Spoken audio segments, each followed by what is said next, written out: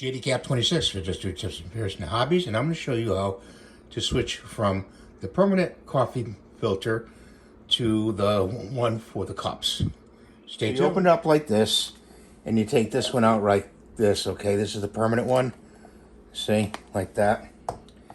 And you take the new one, you look for the notches. See the notches right here? You want to put them in the notches here, and you snap it in like that. You put your cup in there, and you fill the back with water.